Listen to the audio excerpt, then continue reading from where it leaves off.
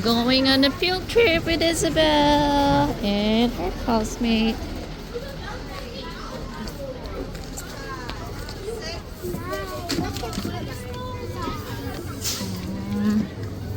Good morning. Good morning. Okay, sit down, Isabel. 3 people can sit. Okay, sit down now. Go on the left. Okay, go with Hala and Miriam. On the other side. Go there. Towns, they live in houses, they wear clothes, they eat the same food. Sometimes they put fences around their towns.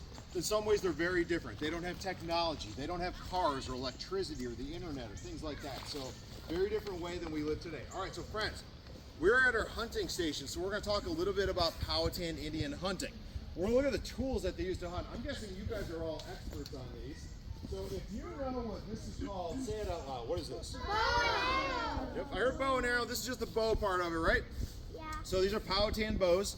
In my left hand, that would be a good height for some of you guys. In my right hand, that is a good height for me. Powhatan bows were the same height as the person who was using them. Now this is very important, friends. The Powhatan do not have stores.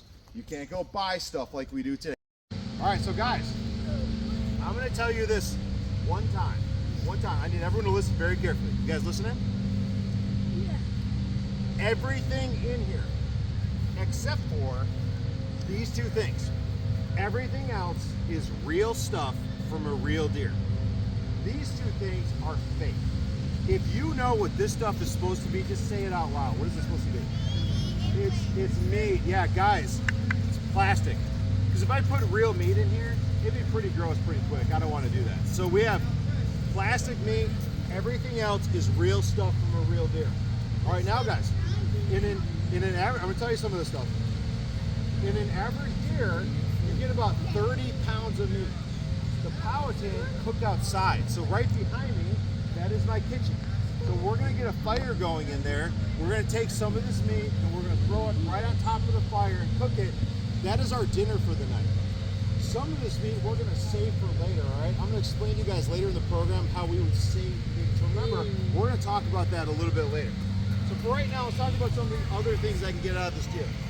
Raise them way above your head, point them up towards the sun, nice and tall and straight. All right, good job, guys. Hands to your side, stay standing, stay standing. Now, we're gonna take sister beans. And beans are planted right beneath the corn. Because beans grow in a big stalk that grows like this. The whole thing's the ladder. You guys could get up in there, no problem. We're not gonna try, but I bet you could. All right, stand up for me, guys. We're gonna move on. You can talk. What's your question as we walk? Follow me this way. You're my line there. Come on, guys. If the kids know how to use a bow and arrow, do you guys take a bow and arrow up there? That makes sense, I guess. Do the Powhatan Indians have buses? No. Do they have helicopters? No. Do they have trains? No. Do they have horses? No. Nope, not yet, guys. Not yet. Horses all come from Europe. Deer. So yeah, you can't ride a deer though. So they take trees and they turn them into boats. Now that one is a little small. It only has about 3 to 5 people. Some of them are as long as your school bus. They'll hold about 30 people in them. First thing we need to do though is if we want to make a boat, we got to find a nice tree. Everybody, look to your right.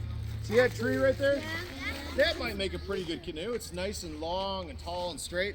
The first thing we have to do, friends, is cut that tree down. But remember, the Powhatan do not have metal, which means no metal axes or saws. Instead, what they have are these. This is a stone axe. It is a hard rock. All right, everybody have your spot?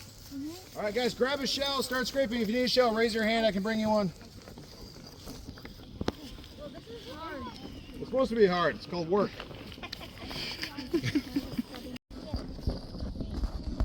I found the part that's not burned. Ah, got on me. Okay.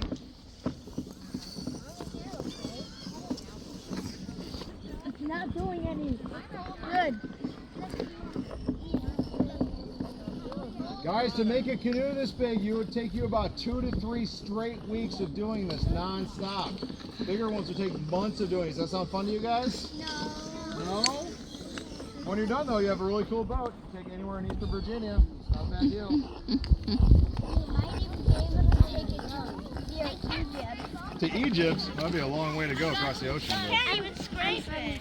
It's hard. I'm from Egypt. You're what? I'm from Egypt. You are from Egypt? Very cool. I'm sure it's a All right, guys, I'm gonna count to 3. When I get to 3, I want you to put your shells down and take a step away from the boat. 1. Look, go there. Go there.